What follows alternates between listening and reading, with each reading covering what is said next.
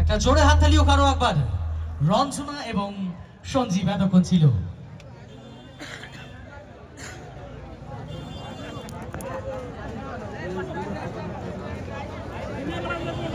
এই মুহূর্তে যে ডান্স পরিবেশিত হবে,